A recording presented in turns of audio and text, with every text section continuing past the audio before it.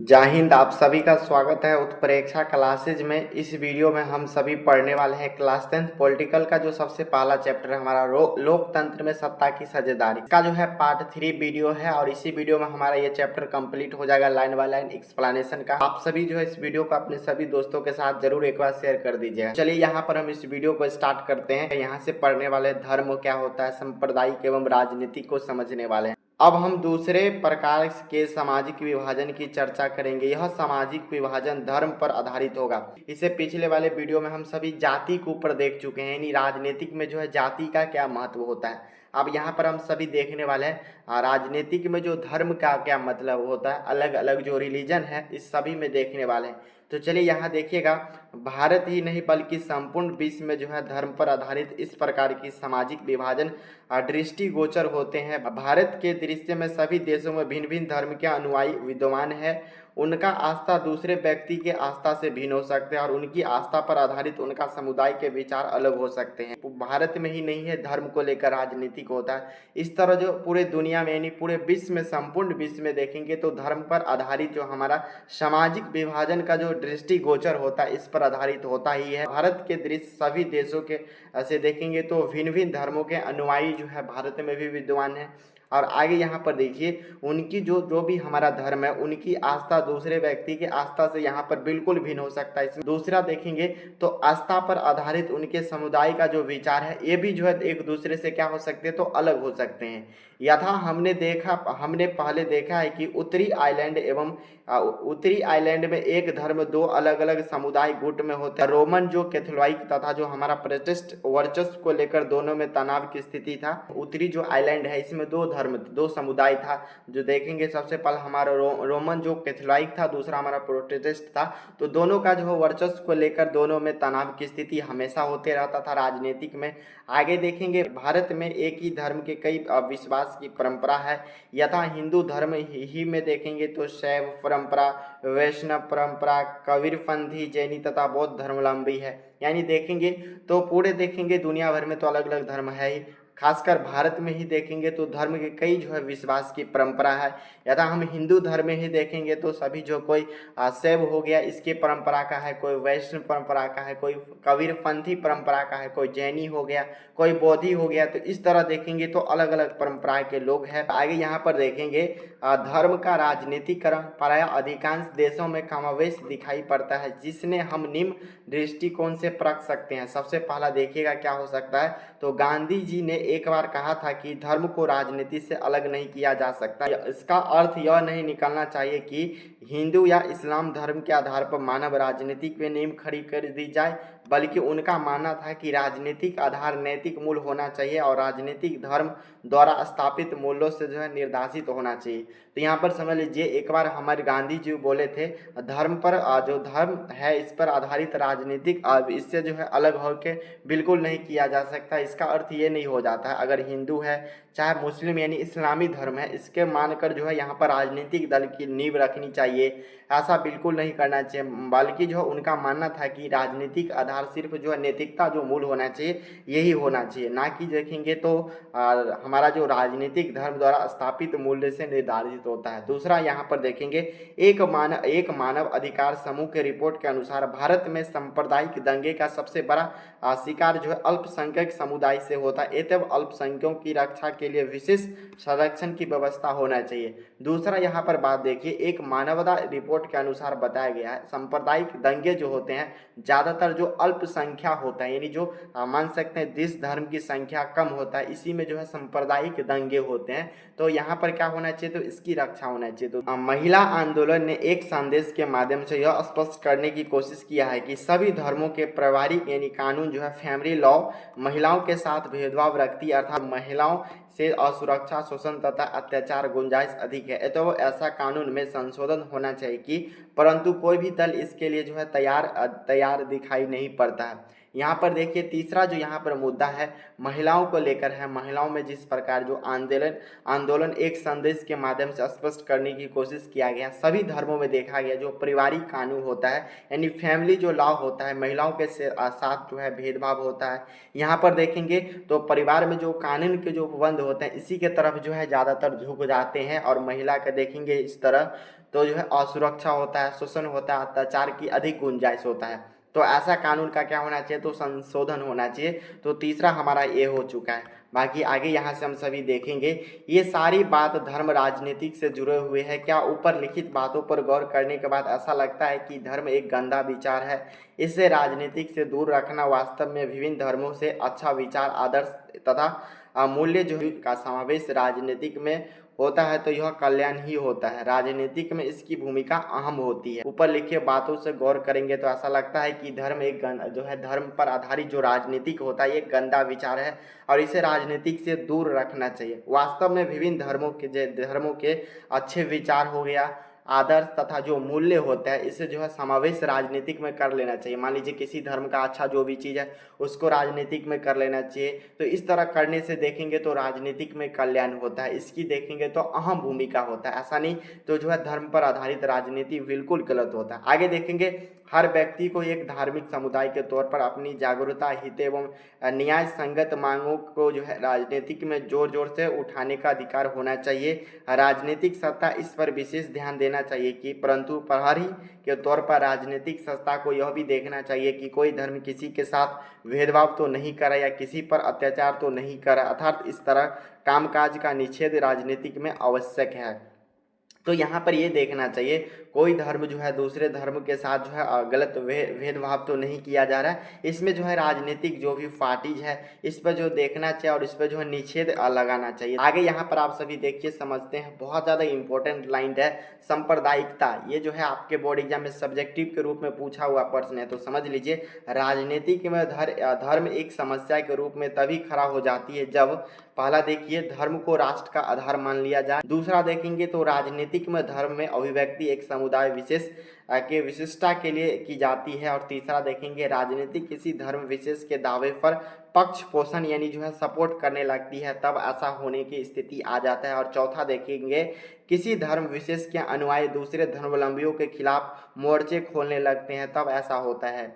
एक धर्म के विचार दूसरे धर्म के विचार से श्रेष्ठ मानने लगते हैं और एक धार्मिक समूह अपनी मांगों को दूसरे समूह से विरोध में खड़ा करने लगता है। तो इस प्रक्रिया में राज्य अपनी सत्ता का उपयोग किसी एक धर्म के विशेष पक्ष में करने लगता है, तो समस्या और जो है गहरी हो जाती है और जो धार्मिक संप्रदाय में जो हिंसात्मक यानी तनाव शुरू हो जाता है। तो इस तरह देखिए सांप्रदायिक में देखेंगे तो ये सभी जब जो है राजनीति को धर्म से जोड़ा जाता है तो ये चार जो समस्या है आ जाता है। तो आपके एग्जाम में मान लीजिए पूछा जाए तो आई होप आप सभी जो है इसे लिख सकते हैं।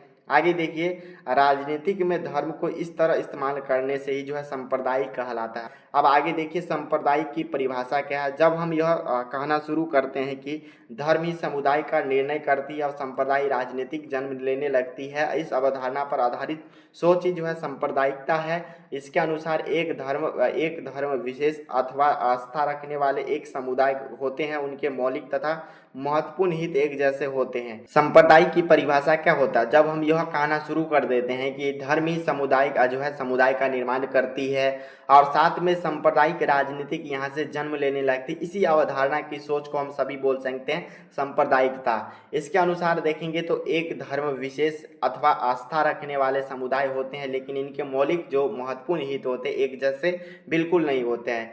यद्यपि इस धर्म विशेष समुदाय के सदस्यों में मतभेद हो सकते हैं, परंतु इस मतभेद का कोई जो अहमियत नहीं होता है। तभी और सभी एक ही तरह के सोच रखना आवश्यक है। एक धर्म विशेष समुदाय सदस्य का यह महत्व भी होता है कि दूसरे धर्म के लोगों की सोच और हितों में उसके विपरीत हो। यद्यपि कई धर्म समुदाय अपने सोच में एकता दर्शाते हैं, तो यह केवल ऊपरी होती है। निश्चित रूप से अलग अलग धर्म समुदाय के लोग में हित होने लगेंगे और उनका तनाव की गुंजाइश अधिक होगी। समुदाय विशेष के सोच जब उग्र होने लगते हैं तब तनाव भी उग्र हो जाता है और हिंसात्मक विरोध भी शुरू हो जाता है। धर्म जो विशेष समुदाय के सदस्यों के साथ जब मतभेद होता है तो ऐसा स्थिति होता है। मतभेद में कई असमियत नहीं हो सकता है। एक दूसरे देखेंगे तो सभी जो है एक तरह के सोच रखना आवश्यक है। इस तरह व्यवस्था में पर जो है धर्म विशेष समुदाय के सदस्य का यह मत भी हो सकता है कि दूसरे धर्म के लोगों में देखेंगे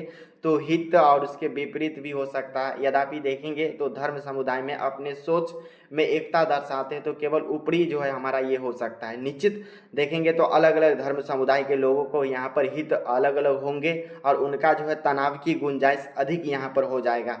इसीलिए देखेंगे तो समुदाय विशेष सोच तब उग्र होने लगता है, तब तनाव में उग्र हो जाता है और यहाँ से देखेंगे तो हिंसात्मक जो विरोध यहाँ से शुरू होने लगता है। विचार पनपने लगता है एक ही राष्ट्र के समान नागरिक तौर पर दूसरे धर्म समुदाय के लोग नहीं रह जाते हैं। इनकी मानसिकता के अनुसार दूसरे धर्मावलंबियों को मजबूर किया जाता है कि वे अपना अलग राष्ट्र यानी नेशन स्टेट बना ले और उनका धर्म वर्चस्व को स्वीकार कर तथा उस पर थोपे गए निर्देश का निर्वहन हो।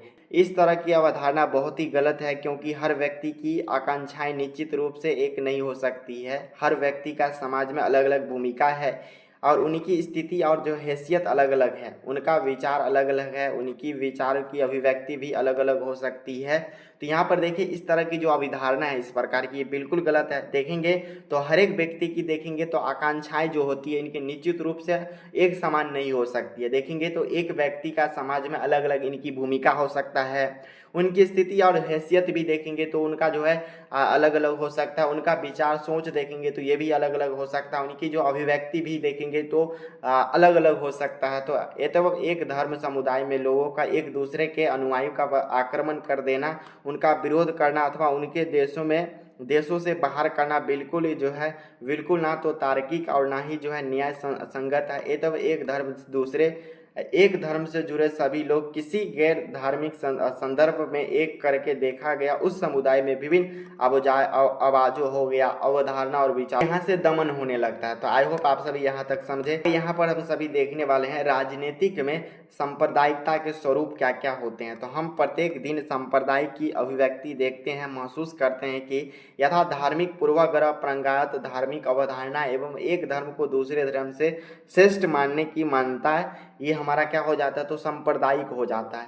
आगे देखेंगे हालांकि ये सारी चीज़ जो है बिल्कुल साधारण ही सी बात है, परंतु यह सोच हमारे अंदर बैठ गया तब एक भी संप्रदाय का एकता का रूप हो जाता है। तो सबसे पहला यहाँ पर देखेंगे क्या हो सकता है सांप्रदायिकता का रूप। तो देखेंगे सांप्रदायिकता की सोच प्रायः अपने धार्मिक समुदाय का प्रमुख राजनीतिक में बरकरार रखना चाहता है। लोग बहुसंख्यक समुदाय के होते हैं, उनकी कोशिश बहुसंख्यकवाद का रूप ले लेता है। उदाहरण के रूप में देखेंगे श्रीलंका में सिल्लियों का जो है बहुसंख्यकवाद है। यहाँ लोकतांत्रिक रूप में देखेंगे तो निर्वाचित सरकार में ही जो है सिल्ली समुदाय की प्रभुता कायम करने के लिए बहुसंख्यक यानी जो हमारे देखेंगे प्रस्ती के तहत कदम उठाए गए हैं। यथा 1956 में सिल्ली का एकमात्र राजभाषा के रूप में घोषित करना, विश्वविद्यालय में सरकारी नौकरी में सिल्लियों को प्राथमिकता देना, बौद्ध धर्म के संरक्षण हेतु कदम उठाना। सिल्लियों जो जाति थी, जो ये भाषा थे, इनकी संख्या देखेंगे वहाँ पर बहुत अधिक था, इसीलिए वहाँ के जो सरकार राजभाषा जो सिल्ली को ही घोषित कर दिया। विश्वविद्यालय और सरकारी नौकरियों में जो भी सिल्ली भाषाई लोग होते थे उनकी जो यहाँ पर प्राथमिकता दे दिया और यहाँ पर क्या किया, जो भी बौद्ध धर्म का संरक्षण करना चाहता था इसके लिए जो अलग कदम उठाया। तो यहाँ पर एक उदाहरण यहाँ पर निकल के आ जाता है। सांप्रदायिकता के आधार पर राजनीतिक जो है गोलबंदी सांप्रदायिक का दूसरा रूप है। इस हेतु पवित्र प्रतीकों, धर्म गुरुओं और भावनात्मक अपील आदि सहारा लिया गया है। और निर्वाचक के वक्त हम अक्सर ऐसा देखते हैं कि किसी खास धर्म के अनुयायी ने किसी पार्टी विशेष से पक्ष मतदान करने की अपील करवाई जाती है। दूसरा ये भी हो सकता है सांप्रदायिक का जो भी हमारा राजनीतिक गोलबंदी है सांप्रदायिक का दूसरा रूप हो सकता है। देखेंगे ऐसे पवित्र प्रतीकों जो हमारा हो जाता है सीक्रेट सिंबल, धर्म जो भी धर्म गुरु है भावनात्मक अपील का सहारा यहाँ पर लिया जाता है। जैसे निर्वाचन का वक्त आ जाता है तो देखा जाता है किसी खास धर्म का जहाँ पर लोग होता है, जो भी अनुयायी होता है उससे अपील करवाया जाता है। जो भी पॉलिटिकल पार्टी होता है इसे अपील करवा के जो वहाँ से क्या किया जाता है तो वोट लिया जाता है, ये भी होता है। तीसरा देखेंगे और अंत में संप्रदाय का भाव रूप तब हम देखते हैं जब संप्रदाय के आधार पर हिंसा, दंगा, नरसंहार होता है। विभाजन के समय त्रासदी को झेलना, आज़ादी के बाद कई जगहों पर बड़े बड़े पैमाने पर जो है सांप्रदायिक हिंसा हुई है। तो ये भी देखा जाता है जब संप्रदाय का जो है भयावह रूप होता है तब देखेंगे तो संप्रदाय के आधार पर देखेंगे तो हिंसा होता है, यहाँ पर दंगा होता है, नरसंहार होता है। इस तरह देखेंगे तो संप्रदाय से देखेंगे तो त्रासदी का झेला होता है और आज़ादी के बाद कई जगहों पर बड़े बड़े पैमाने पर देखेंगे तो इस प्रकार के जो है सांप्रदायिक दंगे हुए हैं। नेक्स्ट देखिए आप सभी का टॉपिक है हमारा धर्मनिरपेक्ष शासन की अवधारणा। जो ये हेडलाइन है आप सभी याद रखिएगा, ये जो है आपके एग्जाम में सीधे क्वेश्चन बने हुए हैं सब्जेक्टिव के रूप में।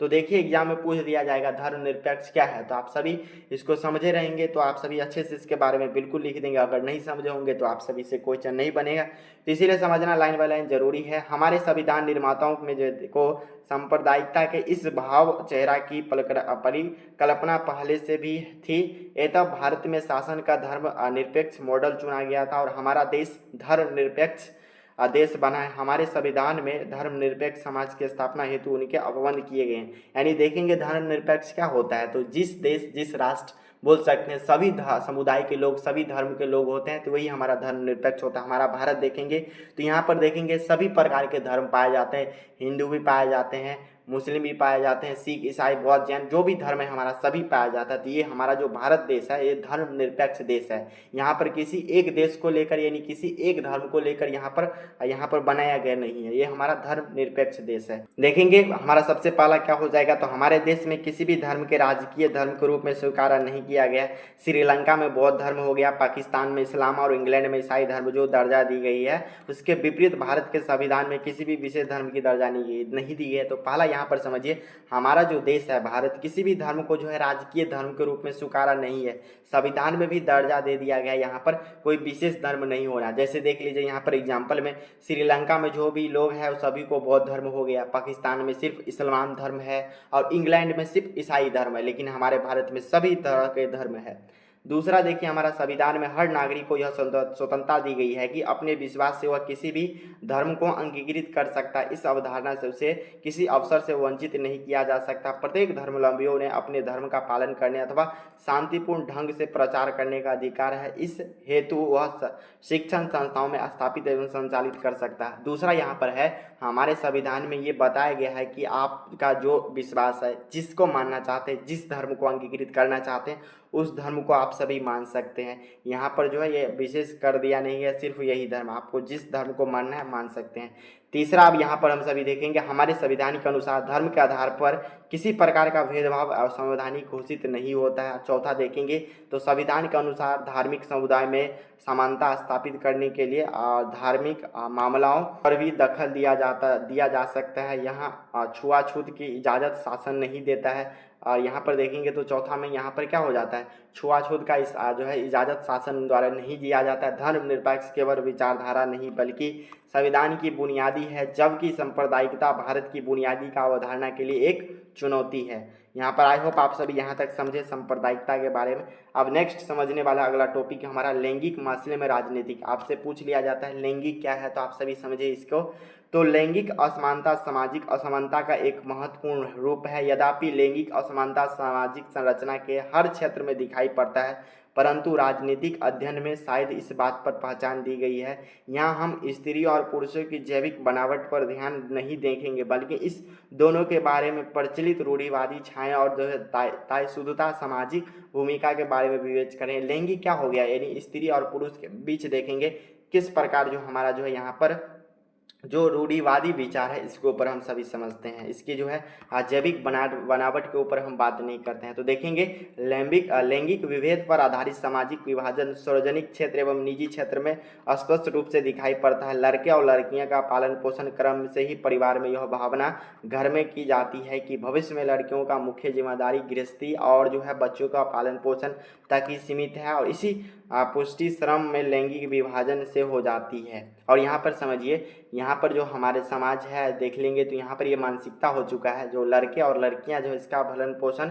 जो हमारा कर्म में परिवार में यह भावना कर दी गई है कि लड़कियाँ को जो है विशेष जिम्मेदारी आगे चलकर जो उन्हें गृहस्थी संभालना और साथ में जो है बच्चों का भरण पोषण ये कर दिया गया है। और आगे देखिए हमारा जो प्रविष्टि कमावेश सभी परिवारों में देखा जाता है। महिलाओं के कार्य क्षेत्र के अंदर तक सीमित रहता है और उनका काम जो है खाना बनाना, कपड़ा साफ करना, सिलाई कढ़ाई करना तथा बच्चे का जो है पालन पोषण करना। तो देखेंगे यहाँ पर जो है समाज में ये मानसिकता आ चुका है। तो इन तरह की मानसिकता है, जो महिलाएं हैं सिर्फ जो है खाना बनाएगी, कपड़ा यहाँ पर धोएगी और सिलाई कढ़ाई का काम करेगी और साथ में जो है बच्चे का भरण पोषण करेगी। साथ में इसका देखेंगे आधार कई जैविक नहीं है, पुरुष में इन कार्यों को भली भांति कर सकते हैं और बताया गया है ये काम को जो है पुरुष भी भली भांति कर सकते हैं। आगे देखिए, परंतु पुरुष वर्ग के दिमाग में यह विचारधारा घर बन चुका है कि औरत का जन्म इस कार्य करने के लिए ही हुआ है। पुरुष वर्ग महिलाओं में यति शुद्धता सामाजिक भूमिका मानता है, परंतु काम के इस प्रवृत्ति में जैसा जो है पैसा चुकाया जा सकता है वहाँ मर्द खुशी खुशी इस कार्य को करते हैं। और यहाँ पर समझते हैं लोगों के अंदर, यानी देखेंगे तो पुरुषों के अंदर ये जो हमारा बोल सकते हैं विचारधारा बन चुकी है।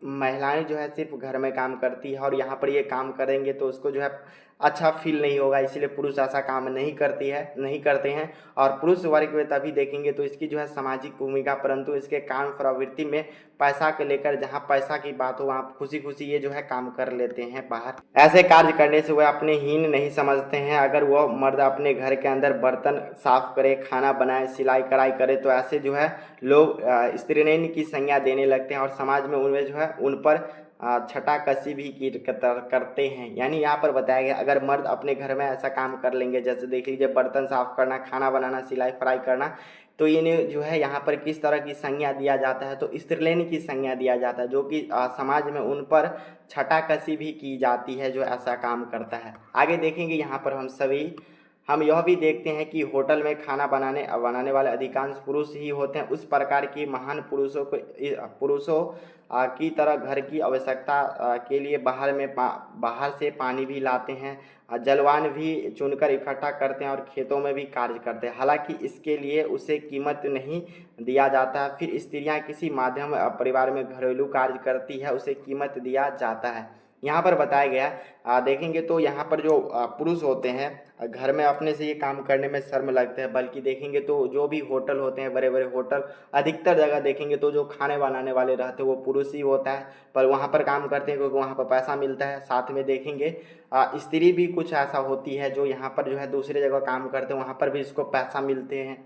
आगे यहाँ पर समझते हैं मध्यम वर्गीय परिवार में महिलाओं दफ्तर भी जाती है और यहाँ महिलाओं के बारे में सच्चाई तो स्वीकार करना पड़ेगा कि अधिकतर महिलाएं अपने घरेलू कार्य के अतिरिक्त अपनी आमदनी के लिए अतिरिक्त कार्य भी करते हैं और ऐसे कार्य जिससे जो है ज़्यादा मूल्यवान नहीं समझा जाता, उन्हें दिन रात काम करने का श्रेय भी नहीं मिलता। और यहाँ पर समझिए महिलाओं के ऊपर यह सच्चाई स्वीकार करना पड़ेगा कि अधिकतर जो भी महिलाएं होते हैं घरेलू कार्य काम करने के साथ साथ जो अतिरिक्त जो इनकम चाहती है, आमदनी चाहती है, इसके लिए जो अलग से भी काम करती है, पर जो है ऐसे महिलाओं को जो है इनके जो मूल्यवान नहीं माना जाता, उसके ऊपर जो है यहाँ पर जो है क्या होता है तो दिन रात काम करने का भी श्रेय भी नहीं उनको मिलता है। नेक्स्ट यहाँ पर हम सभी समझते हैं फिर भी आधुनिक दौर में महिलाओं जीवन के हर क्षेत्र में अपनी उपस्थिति दर्ज कर रही है। भारत कृषि प्रधान देश है और यहाँ के लोग आजीविका का मुख्य स्रोत कृषि है। अंग्रेजी में फार्मर या हिंदी में किसान शब्द का उच्चारण करने पर लोगों में सोच पुरुष का चेहरा उभरता है। और यहाँ पर समझिए बहुत ज़्यादा इम्पोर्टेंट लाइन है, फिर भी आधुनिक दौर में देखेंगे तो महिलाओं के जीवन में जो है ये सभी कार्य करने के बाद भी जो है बावजूद भी जो है उपस्थिति दर्ज की है सबसे ऊपर। भारत देखेंगे तो एक हमारा कृषि प्रधान देश है, आपका ऑब्जेक्टिव आएगा तो जरूर याद रखिएगा। यहाँ के लोगों जो है आजीविका का मुख्य स्रोत जो है कृषि मानते हैं। अंग्रेजी में देखेंगे तो इसे जो है किसान को फार्मर बोलते हैं और हिंदी में किसान बोला जाता है। और किसान शब्द का जब भी उच्चारण सुनते हैं तो जो भी लोग होते हैं सभी के अपने मानसिकता यानी उसके छवि में देखेंगे तो सिर्फ पुरुष का चेहरा उभर के आ जाता है। शब्दों की रचना करने के लिए लोक लेकर नीति निर्माताओं तक जो है कृषि क्षेत्र में जुड़ी महिलाओं का योगदान कमतर आंका गया है, जबकि सच्चाई ये ही है कि आज कृषि का स्त्रीकरण हो रहा है। 1951 से 2001 जनगणना के आंकड़े बताते हैं कि इस बीते दशक में कृषि क्षेत्र में महिलाओं की संख्या वृद्धि हुई है। इस बात की पुष्टि के लिए निम्नलिखित आंकड़े की जा सकती है। यहाँ पर बताया गया है 1951 से लेकर 2001 के ईस्वी जब जनगणना हुई थी, इस आंकड़े में बताया जाता है कि महिलाओं की भी जो है भागीदारी कृषि में बहुत ज़्यादा बढ़ी है। आगे देखेंगे हम सभी, पहला हमारा क्या है पॉइंट क्या हमारा आंकड़ा निकल के आता है। तो कृषि कार्य क्षेत्र में महिलाओं की कुल भागीदारी जो हमारा 40% है। याद रखिएगा, आपके बोर्ड एग्जाम में ऑब्जेक्टिव पूछा जाता है, पूछा जाएगा कृषि क्षेत्र में महिलाओं की भागीदारी कितना परसेंट है, तो 40% है। आगे देखेंगे आज की तारीख में कुल पुरुष कामगारों में 63% पुरुष और जो है महिलाओं हमारा देखेंगे तो 75% महिलाएं कृषि से जुड़े हुए हैं। देखिएगा दूसरा जो हमारा फैक्ट बोल सकते हैं, दूसरा आंकड़ा बोल सकते हैं, आज की तारीख में देखेंगे तो हमारा ये कब का डाटा है, अभी वर्तमान की डाटा नहीं है, ये हमारा डाटा देखेंगे तो 1951-2000 के बीच की ही डाटा है। अभी के समय में देखेंगे तो इस डाटा का बहुत बड़ा बढ़ोतरी हुआ होगा। तो देखेंगे हमारा जो उस समय पुरुषों का कामगार देखेंगे तो सिर्फ जो हमारा 53% और महिलाओं का देखेंगे तो 75। देख सकते हैं आप सभी जो है महिलाओं की कृषि में इतनी ज़्यादा भागीदारी है। आगे देखिएगा तीसरा जो फैक्ट है हमारा, ग्रामीण महिलाओं में जो है कामगारों में 85% महिलाओं कृषि से जुड़ी हुई विभिन्न काम भी करती है। और तीसरा देखिएगा तो हमारा जो ग्रामीण क्षेत्र होता है इसमें लगभग जो है 100 में बोल सकते हैं आप सभी 85 जो महिलाएं जो है कृषि से जुड़े होती है। तो ये हमारा तीसरा फैक्ट है। आगे देखेंगे इस तरह हम पाते हैं कि भारत के प्रमुख आर्थिक क्षेत्र कृषि में महिलाओं की भागीदारी कुछ कम नहीं है, पर विडंबना यह है कि कृषि क्षेत्र में संलग्न महिलाओं को पुरुष के बराबर मेहनताना नहीं दिया जाता है। समाज में उनके प्रति नजरिया का बदलाव नहीं आया है। इस प्रकार के शोषण के विरुद्ध महिलाओं का आवाज़ उठना शुरू कर दी। हम पाते हैं कि भारत में प्रमुख आर्थिक क्षेत्र जो है कृषि महिलाओं की भागीदारी जो है कुछ कम नहीं है यहाँ पर जो है यहाँ पर ये परसेप्शन बन गया है, विडंबना हो चुका है कि कृषि क्षेत्र में संलग्न महिलाओं को जो है पुरुष के बराबर जो मेहनताना मिलना चाहिए वो यहाँ पर नहीं है। फिर भी समाज के प्रति जो है यहाँ पर नजरिया जो है यहाँ पर इसका बदलाव नहीं हुआ है और इस तरह के जो भी शोषण हो रहा है, विरोध हो रहा है, इसके ऊपर जो है आवाज़ उठते जा रहे हैं। देखिएगा हम बराबर दर्जा प्राप्त हेतु गोलबंद शुरू हो चुका है और महिलाओं आंदोलन इस तरह कड़ी सिलसिला बढ़ते जा रहा है। आगे देखेंगे वास्तव में सार्वजनिक जीवन विभिन्न क्षेत्र पुरुषों के कब्जे में है। यद्यपि मनुष्य जाति आबादी में औरतों का हिस्सा आधा है, पर जो है सार्वजनिक जीवन में खासकर राजनीतिक में उनकी भूमिका नगण्य है। और यहाँ पर समझिए बहुत ज़्यादा इंपॉर्टेंट लाइन है, वास्तव में देखेंगे तो सार्वजनिक जो भी क्षेत्र है इसमें देखेंगे तो पुरुषों का सबसे ज़्यादा कब्जा है। इसके बावजूद देखेंगे तो मनुष्य जाति में जो आबादी देखेंगे तो औरत और जो पुरुष देखेंगे तो इसके आधे में है, दोनों बराबर स्थिति में है। फिर भी देखेंगे तो सार्वजनिक जीवन में खासकर जो हमारा राजनीतिक जो होता है इसमें देखेंगे तो महिलाओं की भूमिका जो है नगण्य है। आगे हम सभी यहाँ पर देखते हैं, पहले सिर्फ पुरुष वर्ग ही जो है सार्वजनिक मामले में भागीदारी करने में वोट देने या सार्वजनिक पदों के लिए चुनाव लड़ने की अनुमति थी। सार्वजनिक जीवन में हिस्सेदारी हेतु महिलाओं को काफ़ी मेहनत करनी पड़ती थी। धीरे धीरे राजनीतिक मुद्दे उठे और महिलाओं में भी जो है सार्वजनिक जीवन का अवसर प्राप्त होने लगा। सर्वप्रथम इंग्लैंड में जो है सन 1918 में महिलाओं का जो है वोट देने का अधिकार प्राप्त हुआ। पहले देखेंगे तो हमारा जो भी पॉलिटिकल चीज़ होता था सिर्फ उसमें पुरुष का भागीदारी होता था, पर धीरे धीरे यहाँ पर मुद्दा जो है आगे आगे बढ़ते गया और यहाँ पर धीरे धीरे जो है महिलाओं की भी भागीदारी बहुत ज़्यादा बढ़ने लगा। और सबसे पहले देखेंगे सर्वप्रथम इंग्लैंड में जो है महिलाओं का वोट देने का अधिकार प्राप्त हुआ। कब, तो एग्जाम ऑब्जेक्टिव याद आएगा तो आप सभी याद रखिएगा 1918 ईस्वी। नेक्स्ट हम सभी देखते हैं, वास्तव में लैंगिक विभाजन की राजनीतिक अभिव्यक्ति के इस सवाल पर राजनीतिक गोलबंदी के सार्वजनिक जीवन में औरतों की भूमिका को बढ़ाने हेतु मदद है। आज हम देखेंगे सभी क्षेत्र में महिलाओं उपस्थित देखते हैं। आज महिलाओं वैज्ञानिक भी है, डॉक्टर, साथ में इंजीनियर, प्रबंधन, कॉलेज, विश्वविद्यालय, शिक्षक जैसे पेशे में दिखाई पड़ते हैं। स्वीडन, नॉर्वे और जो है फिनलैंड के में जो देखेंगे सार्वजनिक जीवन में महिलाओं की भागीदारी का स्तर काफ़ी ऊँचा है। देखेंगे तो आज के समय में हम देखेंगे तो सार्वजनिक जीवन में भी देखेंगे तो बहुत ज़्यादा जो है महिलाओं की भागीदारी है। चाहे हमारा देखेंगे वैज्ञानिक यानी साइंटिस्ट सेक्टर में देखें, चाहे इंजीनियरिंग सेक्टर में देखें, चाहे डॉक्टरी सेक्टर में देखेंगे, चाहे हमारा कॉलेज हो गया, स्कूल हो गया, विद्यालय हो गया, सभी देखेंगे तो महिलाओं की भागीदारी अधिक दिखाई पड़ती है। साथ में देखेंगे स्वीडन देश हो गया, हमारा नॉर्वे जो देश है, फिनलैंड जो देश है, इस सभी में देखेंगे तो सबसे ज़्यादा हमारा देखेंगे तो महिलाओं की भागीदारी है। बहुत अधिक मात्रा में जिन सभी देशों में महिलाओं की भागीदारी है। नेक्स्ट हम सभी देखते हैं, भारत में तस्वीर अभी भी उतना संतोषजनक नहीं है। हमारा समाज अभी भी पितृ प्रधान है, औरतों के साथ कई तरह के भेदभाव होते हैं। इस बात का संकेत निम्न स्तरीय मिलता है। तो आज के समय में देखेंगे तो हमारा जो यहाँ पर देखेंगे देश विदेश में तो ऐसा हो रहा है, फिर हमारे जो भारत है यह जो देखेंगे तो असंतोष नहीं है। देखेंगे तो आज भी हमारा समाज में जो है पितृ प्रधान समाज हो जाता है। महिलाओं में जो है साक्षरता दर अभी भी जो है मात्र 54% है, जबकि पुरुष में 76% है। यद्यपि स्कूल शिक्षा में कई जगह लड़कियां अव्वल रही है, फिर भी उच्च शिक्षा प्राप्त करने वाले लड़कियों का प्रतिशत बहुत ही कम है। इस संदर्भ में माता पिता की नज़रिए में काफ़ी फर्क फ़र्क है, माता पिता की मानसिकता बेटों पर अधिक खर्च करने की होती है और साथ में यही कारण है कि उच्च शिक्षा में लड़कियों की संख्या सीमित है। यहाँ पर देखिए जो हमारा पहला फैक्ट है बहुत ज़्यादा इंपॉर्टेंट फैक्ट है। आज के समय में भी देखेंगे तो साक्षरता यानी एजुकेटेड गर्ल की बात करें तो यहाँ पर मात्र जो है वह 54% है और साथ में पुरुष यानी देखेंगे फीमेल देखेंगे तो हमारा जो है 76% है, यानी कितना कम है। फिर भी देखेंगे कई जगह जो स्कूलिंग शिक्षा तो हो जाता है लड़की का, फिर भी जो हायर जो शिक्षा होता है इसमें देखेंगे तो यहाँ पर क्या हो जाता है, लड़कियाँ की संख्या कम है। आगे देखिए दूसरा फैक्ट है हमारा शिक्षा में लड़कियों के इसे पिछड़ने का कारण अभी ऊंचा जो है तनख्वाह वाली और ऊंचे पदों वाली पहुंचने वाली महिलाओं की संख्या बहुत ही कम है। और दूसरा देखिएगा शिक्षा क्षेत्र में देखेंगे तो लड़कियां इसे पिछड़ने का कारण अब यहाँ हो गया है कि ऊंचे जो तनख्वाह वाले होते हैं, ऊंचे जो पदों वाली होती है, इसमें जो देखेंगे तो महिलाओं की भागीदारी जो है बहुत ही कम है। तीसरा हमारा यहाँ पर फैक्ट है हमारा यद्यपि एक सर्वेक्षण के अनुसार एक औरत औसतन रोजगार 7,500 से ज़्यादा काम करती है, जबकि एक मर्द औसतन देखेंगे तो रोज़ 6 घंटे ही काम करती है। फिर भी पुरुषों द्वारा किया गया काम ये दिखाई पड़ता है क्योंकि उसके जो है आमदनी होती है। हालांकि औरतें भी ढेर सारे काम करते हैं जिसका प्रत्यक्ष रूप से आमदनी होते हैं, लेकिन इनका ज़्यादातर काम घर के चार दीवारों के अंदर ही होता है। इसके लिए जो उन्हें जो है पैसा नहीं मिलता है, इसलिए औरत का जो है काम कम दिखाई देता है। तो देखिए तीसरा जो फैक्ट है बहुत ज़्यादा इंपॉर्टेंट फैक्ट है। एक जो सर्वे हुआ था जिसमें बताया गया है औसतन जो हमारा औरत जो है लगभग 7.5 घंटा काम करते हैं और यहीं पर बताया गया जो मर्द होते हैं फीमेल होते हैं औसतन बताया गया लगभग जो है 6 ही घंटा काम करते हैं। फिर भी जो है देखेंगे तो यहाँ पर 1.5 घंटा ज़्यादा महिलाएं काम करती है। तो फिर भी पुरुष किया गया काम यहाँ पर दिखाई पड़ता है क्योंकि वहाँ से जो इनकम आता है और साथ में हालांकि महिला भी इस तरह के काम करती है जिसका प्रत्यक्ष रूप से यहाँ पर घर के काम करने से उसका आमदनी नहीं होता है। ज़्यादातर काम देखेंगे तो इसका जो है घर के अंदर ही होता है जिससे इनके लिए जो उनके पैसा नहीं मिलता, इसलिए ये काम जो है इनको दिखाई नहीं पड़ता है। चौथा फैक्ट हम सभी देखेंगे तो लैंगिक पूर्वाग्रह का काला पक्ष बहुत जो है दुखदाई है। भारत के अनेक हिस्से में माँ बाप को सिर्फ लड़के चाहिए और उनके लड़की को जन्म लेने से पहले हत्या कर दी जाती है। प्रवृत्ति में इनकी मानसिकता का परिणाम है।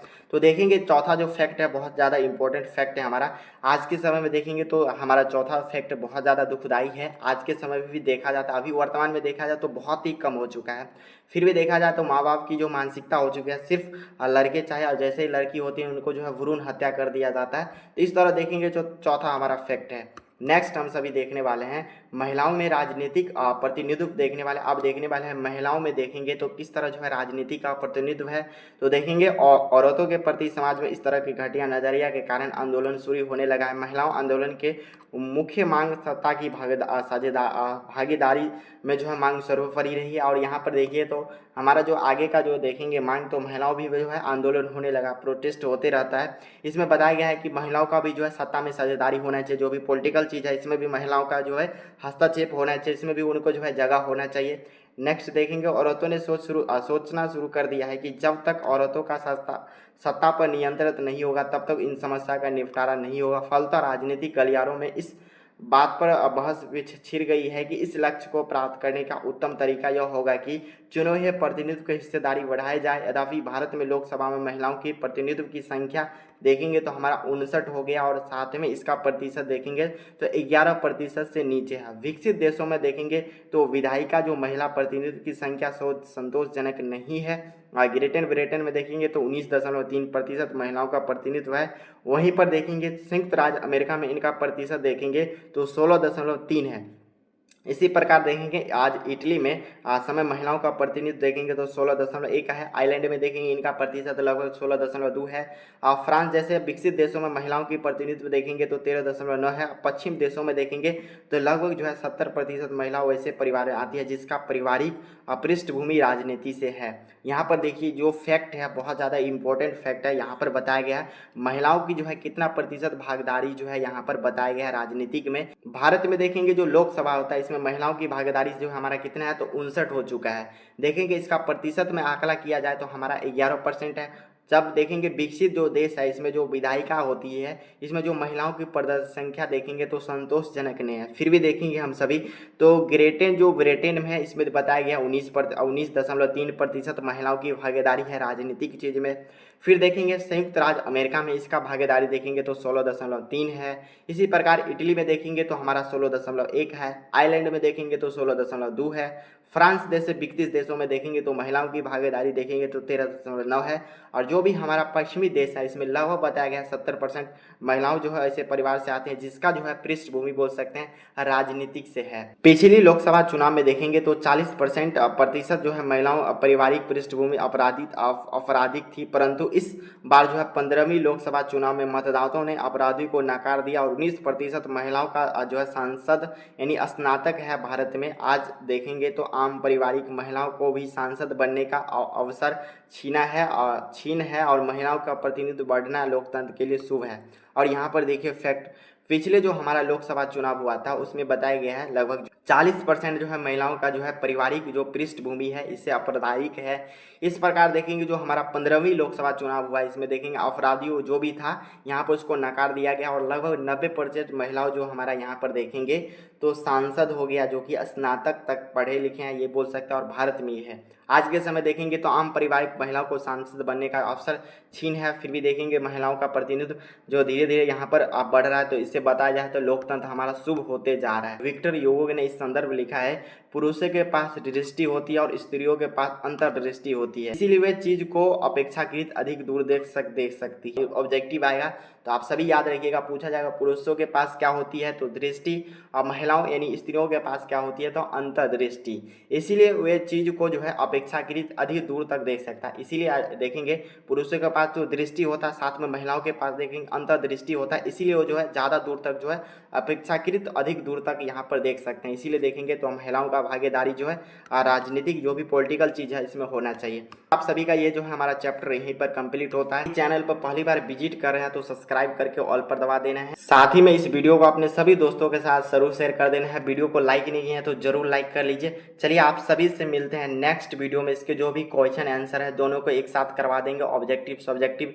तब तक आप सभी जो है एक बार पूरे जो चैप्टर है हमारा इसको पढ़ने की कोशिश कीजिए। जय हिंद।